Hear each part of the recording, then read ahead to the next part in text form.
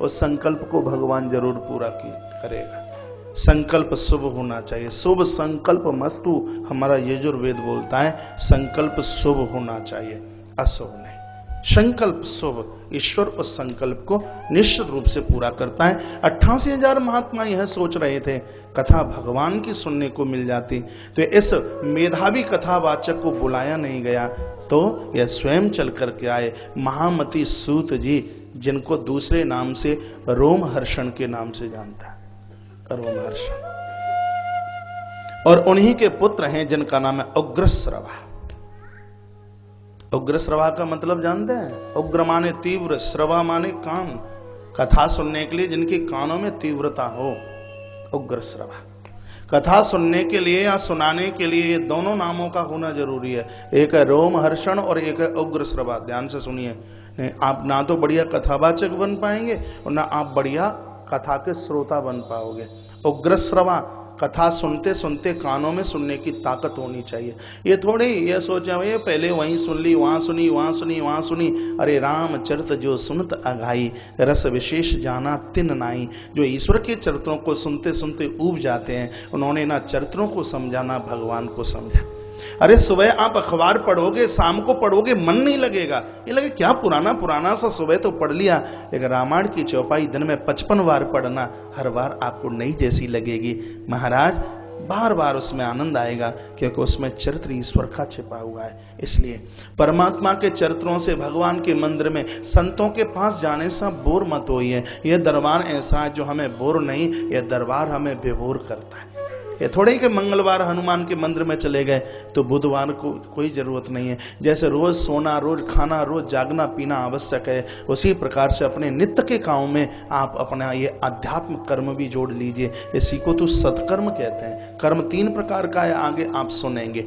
उसमें विशिष्ट कर्म है महाराज, जिसका नाम यह है कर्मणा, कर्मा कर्म विकर्मेति। गीता भागवत के 11वें स्कंद में इसका वर्णन किया गया है। जिस स्थिति में आप बैठे हैं, विशुद्ध पवित्र पावन सत्कर्म तो बंधु यही है। एक बार जयकारा भगवान के नाम का लगाइए, बोलिए बांके बिहारी लाल की, कृष्ण कन्हैया लाल की जय, जय श्री राधे।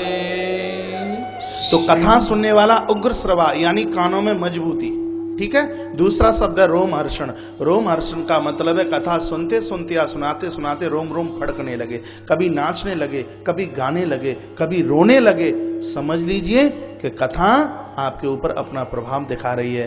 रामायण के अरण्यकांड में मां सबरी को माध्यम बनाकर प्रभु राम ने यही बात तो कही, मम गुण गावत पुलक शरीरा, गदगद गिरा नैन बही नीरा। हे माता, मेरी कथा सुनते सुनते जिसके हृदय में रोमांच होने लगे, रोम फड़कने लगे, आंखों में आंसुओं की धारा बहने लगे, पागलों की तरह नाचने लगे, तो समझ लीजिए कि उसके ऊपर मेरी पूर्ण कृपा हो रही है। स्वयं मेरे भगवान ने यह बात कही। तो रोमहर्षण और उग्रश्रवा, रोमहर्षण के पुत्र उग्रश्रवा है। आइए, इनका आगमन हुआ, सबने खड़े होकर के स्वागत किया है, मान किया है, सम्मान किया है। देखिए हमारी कथा 3 रूप से चलती है। एक है कथा का दृष्टांत, एक है कथा का सिद्धांत और एक है कथा का अध्यात्म।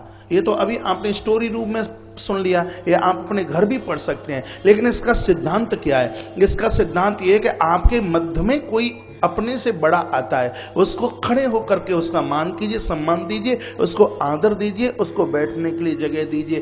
धन्य है वह बच्चे जो पापा के सामने कुर्सी पर नहीं बैठते, सोफे पर नहीं बैठते। आज भी मैंने संभ्रांत परिवारों में आज भी मैं देखता हूं, जब मम्मी पापा ऊंचे आसन पर बैठे होते हैं, बच्चे चरणों में होते हैं। गुरु लोग आसन पर बैठे होते हैं तो उनके शिष्य लोग चरणों में होते हैं। चरणों में बैठने में बड़ा आनंद है। चरणों में बैठोगे उनकी कृपा के द्वारा गीले हो जाओगे, और सिर के ऊपर बैठोगे तो जीवन भर बैठे रहना, सूखे के सूखे रहोगे। नहीं आई बात समझ में जो मैं बोल रहा हूं? इसको इस थ्योरी के साथ में समझिए। जैसे बिल्कुल सीधी भाषा में समझाने की कोशिश करूंगा। जैसे एक मिट्टी के घड़े को पानी से भर के आप उसको एक इंडी के ऊपर रख देते हो। माताओं ने कलश उठाए, गोल इंडी, आपकी भाषा में क्या बोलते हैं उसको? पंजाब इंडी ही बोलते हैं। उसको भरे घड़े को उसके ऊपर आप रख दीजिए। फिर एक स्टील की प्लेट से ऊपर उस भरे हुए घड़े को बंद कर दीजिए। 2 दिन बाद या 8 दिन बाद या 15 दिन बाद देखना, जो एंडी घड़े के नीचे लगी हुई है वह उस घड़े के द्वारा गीली हो जाती है। हाथ लगाइए, ठंडी हो जाती है। लेकिन ऊपर जो स्टील की प्लेट रखी है वो 100 साल रखी रहे तो भी सूखी की सूखी रहेगी।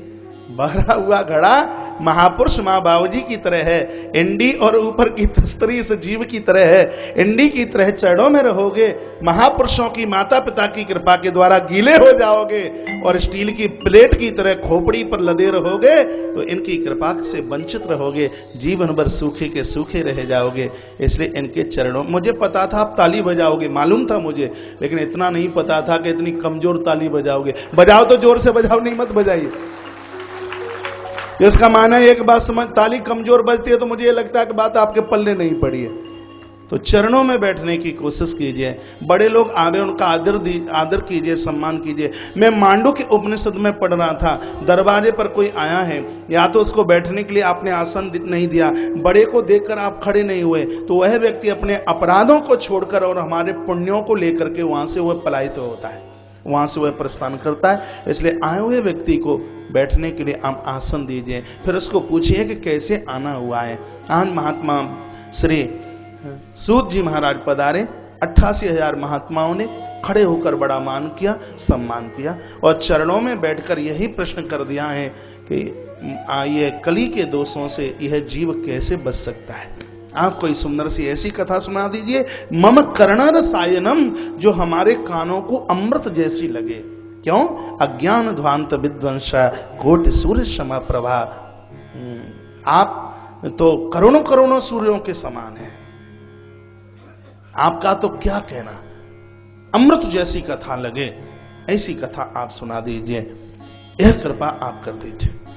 मैं कहता हूं संतों के पास आप बैठते हैं, आप बहुत भले हैं, आप अच्छे हैं, आप बढ़िया हैं। सब समय में सब तरह के लोग रहे, ये थोड़े ही है कि किसी एक व्यक्ति के ऊपर उंगली उठ गई तो सभी खराब हो जाएंगे, ऐसा कभी नहीं हो सकता। इसका माना है थोड़े ही, आज भी संत हैं, इसी ब्रज में 200 साल के महात्मा है। आपके दिमाग में क्या चल रहा है यह उनको पता है। गोवर्धन की तलेटी में ऐसे महात्मा जिनकी उम्र 10,000 से ज्यादा होगी, ये मैं बनी बनाई बात नहीं कह रहा, प्रभु की कृपा के द्वारा ऐसे संतों का दर्शन होता है।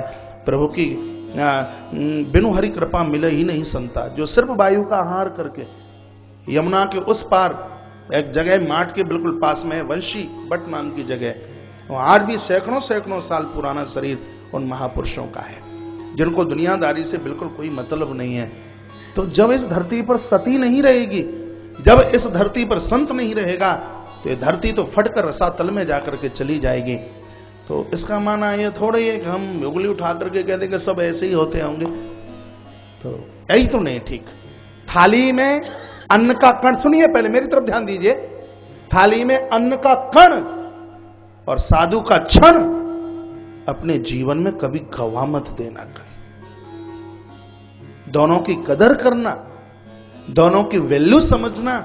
वह बेईमान है, वह गिरे हुए हैं जो थाली में जूठा छोड़ते हैं। माता अन्नपूर्णा का घोर अपमान है, उतना ही लीजिए। आप में से ऐसे कोई घर हो जिनके घरों में हमारा पहुंचना हुआ हो और आपने हमें खिलाया हो, पता ही नहीं लगेगा कि आपने थाली में कुछ परोसा है। ये मैं अपनी महानता और बड़प्पन की मैं बात नहीं कर रहा। अन्नपूर्णा माता के प्रसाद का आदर कीजिए, भले ही उसमें रामरस नमक है कि नहीं। रामरस जानते हैं, हमारे महात्माओं का कोड वर्ड है। नमक को कहते हैं रामरस, है, भात को कहते हैं महाप्रसाद, दाल को कहते हैं बैकुंठी, कड़ी को कहते हैं पीतांबरी और मिर्च को कहते हैं लंका। देखिए क्या सुंदर शब्द है, क्या सोच, क्या कमाल की बात है।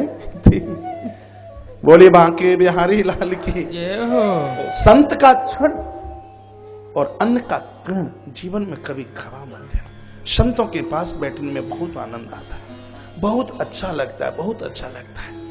यदि किसी राम को भक्ति चाहिए तो भी संत विश्वामित्र की आवश्यकता है, या किसी हनुमान को भक्ति माता जानकी का दर्शन चाहिए तो भी संत विभीषण की आवश्यकता है। संत की कृपा के बिना आपको भक्ति दर्शन नहीं हो सकता, भक्ति से मुलाकात नहीं हो सकती, भक्ति की पहचान नहीं आप कर सकते। उसके लिए माध्यम संत चाहिए। तो महात्मा सूत जी का बड़ा अभिवादन किया गया, बहुत मान सम्मान किया गया। सूत गदगद हो गए। सुनिए, अभी तो मेरा ही समय बकाया है, आपका तो मैंने कुछ लिया ही नहीं है। भैया नवीन नवीन है, प्रवीण है, नवीन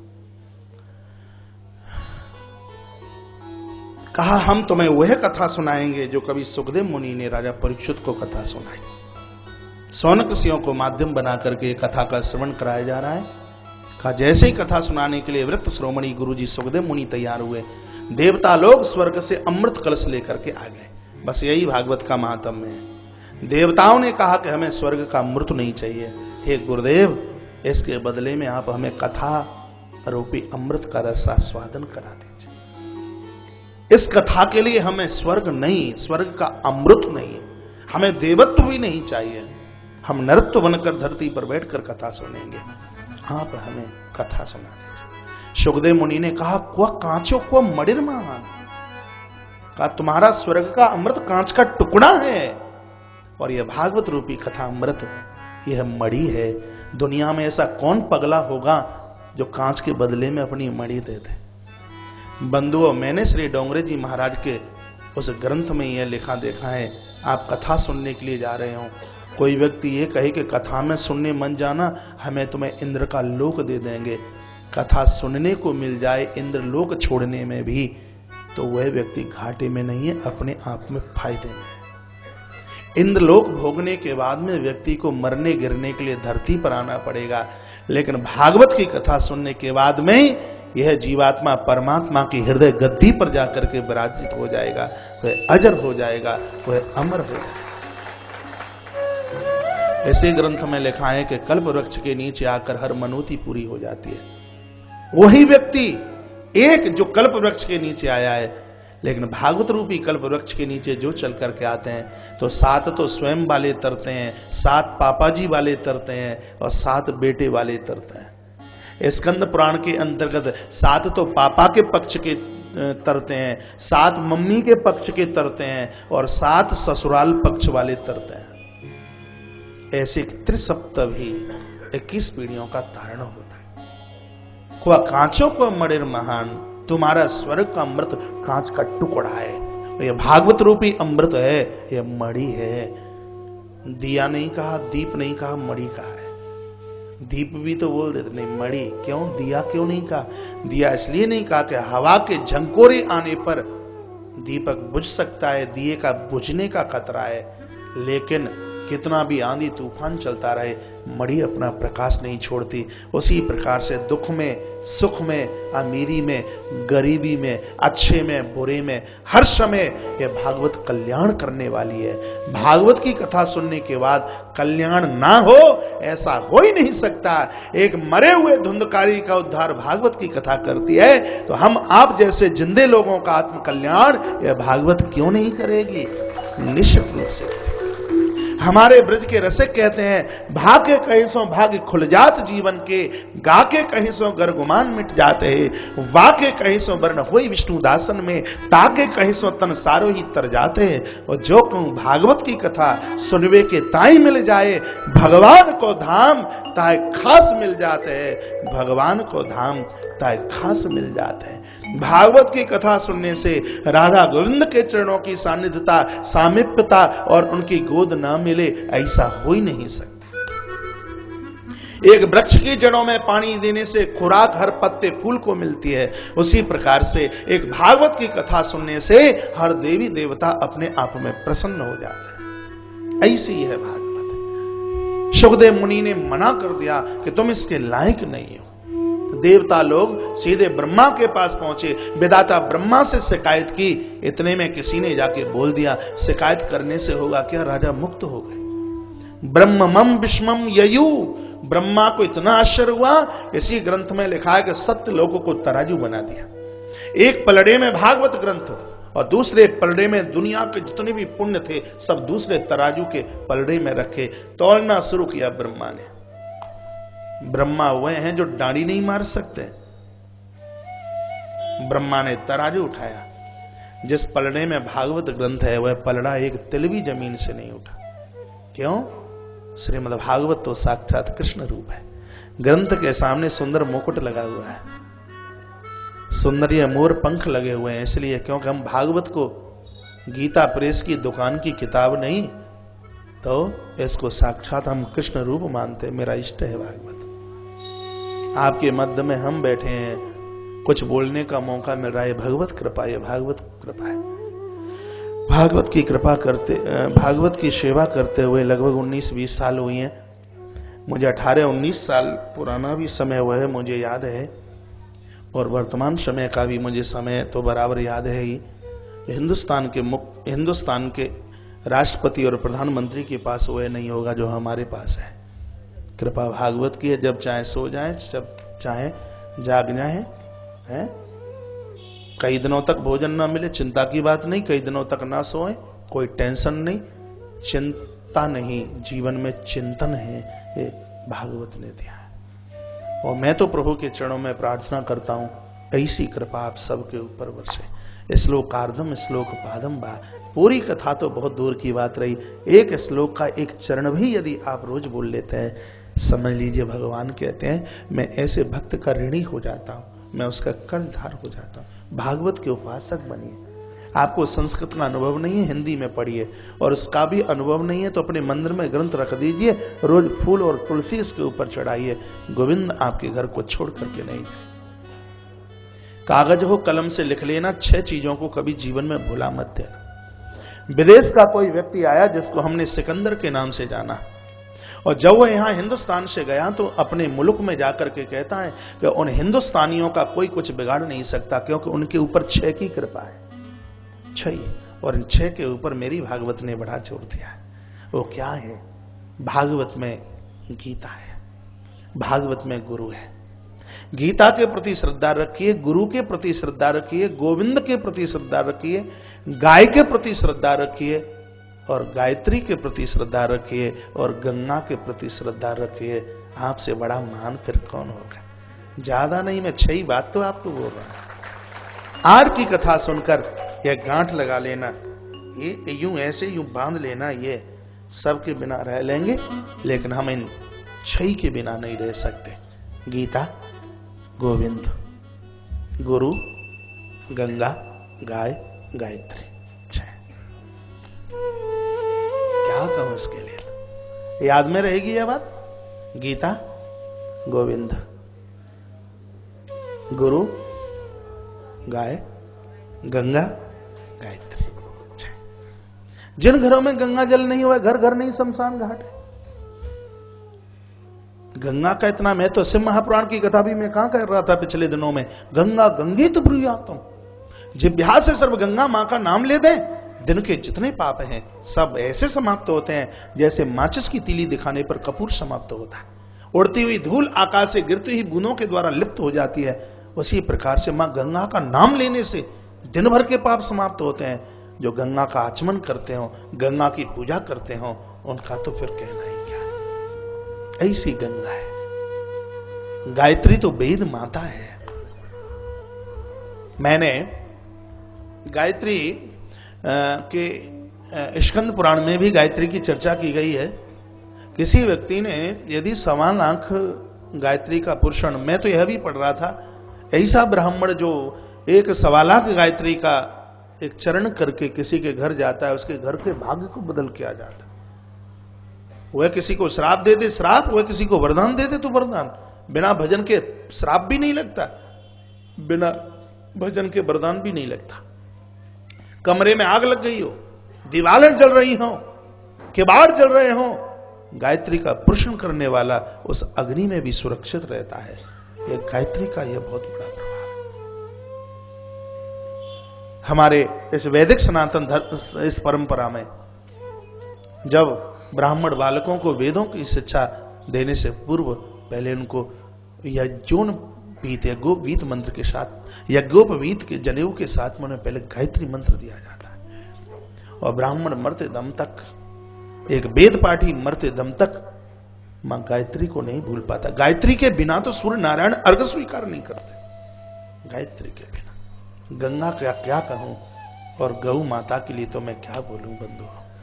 गौ जिसके थनों में समुद्र वास करते हैं, गौ माता के थनों में 7 समुद्र वास करते हैं। सींग में शंकर का वास है, जिसके गोबर में लक्ष्मी और जिसके मूत्र में अश्विनी कुमार वास करते हो। वह साधारण नहीं है गाय। गाय का दूध आज पी लीजिए, 20 दिन तक उसका प्रभाव समाप्त नहीं होता। गाय का दही 25 दिन तक असर समाप्त नहीं होता। गाय का घी 1 महीने तक उसका असर समाप्त नहीं होता। गाय का गौमूत्र 1 वर्ष तक उसका असर समाप्त नहीं होता। बंधुओं, गाय बचेगी, देश बचेगा। गाय के प्रति श्रद्धा रखिए। गाय को इंग्लिश में काऊ कहते हैं, यह तो आप सबको पता है। यह कहना चाहता हूं, 4-4 कार रखने के लिए जगह है घरों में, लेकिन एक गाय रखने के लिए जगह नहीं है। कार के लिए जगह, काऊ के लिए जगह नहीं। मेरे देश में 4 ज्यादा परेशान है। बुलाना देना, एक गाय परेशान है, एक कन्या परेशान है, एक गरीब परेशान है। मैंने उन गरीबों को देखा है, आप विश्वास करना, ये गेहूं की रोटी का यदि उन्हें दर्शन हो जाए तो उन्हें यह लगेगा कि साक्षात 56 भोग सामने। आज जीम लिया, महीने महीने भर तक रोटियों का दर्शन नहीं होता। ऐसे में 1 आध महीने वास करता हूं ऐसे क्षेत्रों में। वर्तमान समय में गरीब परेशान है, वर्तमान समय में गाय परेशान है, वर्तमान समय में कन्या परेशान है। यह हिंदुस्तान का बहुत बड़ा दुर्भाग्य है। बेटियों को पेट से जिंदा नहीं निकलने दिया जा रहा। यह स्थिति है। आपका बेटा शिवाजी हो सकता है तो बेटी लक्ष्मीबाई से कम नहीं है। आपका बेटा हिमालय हो सकता है, आपकी बेटी साक्षात गंगा है। बेटा एक कुल का तारण करता है, लेकिन बेटी 2 कुलों का। महाराज जनक जिस समय चित्रकूट पहुंचे हैं, प्रभु राम और गुरुदेव वशिष्ठ के द्वारा महाराज जनक का मान हुआ, सम्मान हुआ। बेटी जानकी जब अपने बूढ़े पिता से मिलने के लिए आई है, मिथिला का आज बूढ़ा बाप अपनी बेटी को कंठ से लगा करके कितना रोया और कहा, पुत्री पवित्र किए कुल 2। आज बेटा तूने दोनों कुलों को पावन कर दिया, धन्य धन्य कर दिया। महाराज जनक कहते हैं कि बेटा एक कुल को तारता है, लेकिन बेटी 2-2 कुलों का तारण करती है। बेटी से इन पुरुषों को उतनी परेशानी नहीं जितना कि इन माताओं को परेशानी होती है। तुम ना जाओ डॉक्टर के पास में तो क्या जबरदस्ती से पेट से निकाल लेंगे बेटी को? इतना घृणित कर्म ईश्वर कभी माफ नहीं करेगा, ईश्वर कभी क्षमा नहीं कर सकता। बेटों का जन्मदिन इतनी हर्ष और उल्लास के साथ मनाया जाता है। नगाड़े बजते हैं, बैंड बजते हैं, लला भयो बेटा हुआ और बेटी आई है, उल्टा तवा पटक दिया उठा के, न जाने कौन सी आपत आ गई। यह देश लक्ष्मीबाई का है, यह देश सावित्री का है, जो काल के गाल में से अपने पति को जिंदा लेकर के आती है। यह अनसुईया माता का देश है, जहां तीनों देवताओं को छोटे छोटे बच्चे बना देती है। क्या आपको नहीं पता? इस देश में राम सीता नहीं, इस देश में सीता राम बोला जाता है। इस देश में शंकर गौरी नहीं, इस देश में गौरी शंकर बोला जाता है। इस देश में कृष्ण राधा नहीं, श्याम राधा नहीं, इस देश में राधे श्याम बोला जाता है। यहां देवकी नंदन बोला जाता है, यहां कौशल्या नंदन बोला जाता है। मेरे वेद की ऋचा बोलती है, त्वमेव माता च पिता। पहले पिता का नाम ले देते तो यह श्लोक अशुद्ध नहीं होता, लेकिन मेरे हिंदुस्तान को पिता शब्द से नहीं, इसको भारत माता के नाम से पुकारा जाता है। कोई नहीं कहता कि जापान माता की जय, कि इंडोनेशिया माता की जय, कि मलेशिया माता की जय। यहां विदेशी लोग भी बोलते हैं भारत माता की जय, भारत माता की, भारत माता की जय। यह हिंदुस्तान की संस्कृति हमारी पूज्य माताओं से जुड़ी। माताएं सत्संग में जाती हैं, संतों के पास जाती हैं, मंदिर में जाती हैं, उनका सिर ढका हुआ होता है। और जब माताओं का सिर ढका हुआ होता है, बड़ा बढ़िया लगता है, बड़ा अच्छा लगता है। आप गुरुद्वारे जाइए, ताकत नहीं है किसी की कि उघारे सिर वह अंदर प्रवेश कर दे। मस्जिद में वह प्रवेश नहीं कर सकता। तो मेरे हिंदू के सब धर्म, ये सत्कर्म की ये सब प्रहरियां फिर कहां चली गई हैं? माताएं मंदिर में संतों के बीच में सत्संग में जाती हैं, सिर ढका हुआ होता है, कितना बढ़िया लगता है। मेरे कहने से ढक लो जिनका खुला है इसे, बहुत अच्छा, बहुत बढ़िया, बड़ा प्यारा। आप इस समय इतने बढ़िया लग रहे हैं, मेरे पास कैमरा होता तो मैं आपकी तस्वीर उतार लेता, फोटो उतार। अब इतने बढ़िया लग रहे, अच्छा लग, बहुत बढ़िया। एक बार मैंने हिंदुस्तान की राष्ट्रपति, पूर्व राष्ट्रपति, क्या नाम था, प्रतिभा पाटिल, मैंने इस देवी को कुछ बोलते हुए टेलीविजन, हम तो हर जगह से कुछ सीखना शुरू किया है। हिंदुस्तानी की उस नारी की मैं बात कर रहा हूं। आप में से किसी ने इस नारी के उगारे सिर को नहीं देखा होगा। हां, सिर के ऊपर पटुआ। अच्छा, इसलिए तो यहां राधे श्याम है, इसलिए तो यहां सीताराम है, इसलिए तो यहां गौरी शंकर है। इसलिए तो यहां बेटी परेशान, यहां गाय परेशान, यहां गरीब परेशान, और आपके चरणों में यह मैं प्रार्थना करता हूं, वर्तमान समय में बुजुर्ग, वृद्ध, बूढ़ा परेशान, वृद्ध बहुत परेशान। बुढ़ापे में कोई बूढ़ा पिता नोटों के बंडल नहीं मांगता। हर एक पिता चाहता है कि वृद्धावस्था में मैं बच्चों के बीच में रहूं, नाती पोतों के बीच में रहूं, उसको अच्छा लगता है, बढ़िया लगता है। यदि किसी माई बाप को यह पहले से यह पता होता कि वृद्धावस्था में बच्चे और बहू मुझे धक्का देंगे, तो 9 महीने उदर में रखकर, गीले में सोकर, मलमूत्र के थपोड़ों में गिर करके कोई मां उस बच्चे का लालन पालन करती। दुनिया की कोई बहू अपनी सासू के ऋण से उर्ण नहीं हो सकती। 9 महीने पेट में रखा, 20 साल तक पाला, 21, 22, 23 साल की उम्र में उसने अपने बेटे को तुम्हारी झोली में डाल दिया। उसके ऋण से कोई बहू उर्ण कैसे हो सकती है? ये मंदिर का भगवान बाद में फायदा देगा। गंगा ऐसे पाप जला देती होती तो 2000 रुपया खर्च करके सब हरिद्वार चले जाते, पाप कट गए होते। गंगा भी उसका तारण करती है जिसने वृद्ध माता पिता की सेवा कर ली है, इनका आशीर्वाद ले लिया है। ये मैं अपनी गर्दन का ऑपरेशन करा दूं, यदि कोई साधु उद्धार करके बता दे, संतों का भी आशीर्वाद उन्हीं के ऊपर प्रभावशाली होता है जिन्होंने अपने वृद्ध माता पिता का आशीर्वाद लिया है, उनके कृपा के भांजन बने हैं, उनकी सेवा की है। बंधुओं, इनसे बड़ा देव नहीं हो सकता, इनसे बड़ा भगवान नहीं हो सकता। माता पिता की सेवा करने वाले की अकाल मौत नहीं होती, यह पक्की बात है। माता पिता की सेवा करने वाला व्यक्ति इच्छा मृत्यु के वरदान को मुट्ठी में रखता है। मैंने देवी भागवत और महाभारत में पढ़ा हुआ है, बाबा भीष्म को, पितामह भीष्म को हिंदुस्तान का एक राजा शांतनु कहता है, पुत्र आज मेरी वजह से तूने अपने जीवन सुख को त्याजित कर दिया। मैं तुझे यह वरदान देता हूं, जब तक तू नहीं चाहेगा तब तक ये मृत्यु तुझे छू नहीं सकती, तुझे स्पर्श नहीं कर सकती। यह वरदान पितामह भीष्म को मिला। इसलिए हमारे वेदों की ऋचाओं में सबसे पहले कहा जाता है, मातृ देवो भव, पितृ देवो भव। इनसे बड़ा माता पिता नहीं है कोई। बंधुओं, यहां से प्रहलाद और ध्रुव वाली कथा सुनाकर मैं आपके समय को यूं ही ना निकालूंगा। ये कथा मुझसे बढ़िया आप सुना देंगे। वृंदावन की धरती पर आप कथा सुन के जाएं। बहुएं यदि अपनी सासू को मां का दर्जा और बूढ़ी माताएं अपनी बहू को बेटी का दर्जा ना दे पाए, आप अपने ससुर को पिता का दर्जा, युवान बच्चे अपने पिता को ईश्वर के रूप में ना समझ पाए, तो वृंदावन में 7 दिन, यहाँ 7 रात्रि निकालने का कोई मतलब नहीं है, फिर उसका कोई मायना नहीं। यहां से आप 2 शब्द सुन के जाएं, उसके ऊपर अमल करें, उसको अपने जीवन में जरूर उतारें। तो 4 चीजें मैंने बताई हैं, ध्यान से सुनना। यहाँ गरीब दुखी है, परमात्मा कहता है, गणेश महापुराण में लिखा हुआ है कि मैं 4 जगह भोजन करता हूं। प्रभु ने कहा, भगवान ने कहा गाय के मुख से मैं भोजन करता हूं, परमात्मा ने कहा अग्नि के मुख से मैं भोजन करता हूं, भगवान कहते हैं ब्राह्मण के मुख से मैं भोजन करता हूं, भगवान ये भी कहते हैं कि ब्राह्मण के मुख से मैं भोजन करता हूं।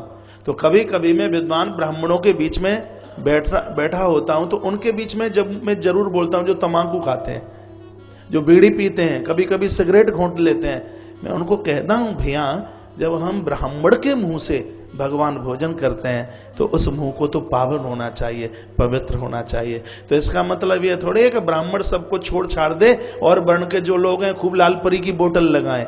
इसका माना यह नहीं है। भगवान हमेशा भक्तों के मुख से अपना भोजन स्वीकार करते हैं, तो मुख तो पावन होना चाहिए। प्रभु ने कहा गरीबों के मुख से मैं भोजन करता हूं, अग्नि के मुख से मैं भोजन करता हूं, ब्राह्मण के मुख से मैं भोजन करता हूं और गाय के मुख से मैं भोजन करता हूं। एक रोटी एक चनिया आप गौ माता को खिलाते हैं, भगवान कहते हैं उसे एक रोटी गाय को खिलाने से मेरा पूरा ब्रह्मांड संतुष्ट हो जाता है। एक एक चंदिया का इतना बड़ा महत्व है। आप में अतिशय भाग्यशाली हुए लोग होंगे जो गौवंश की समृद्धि में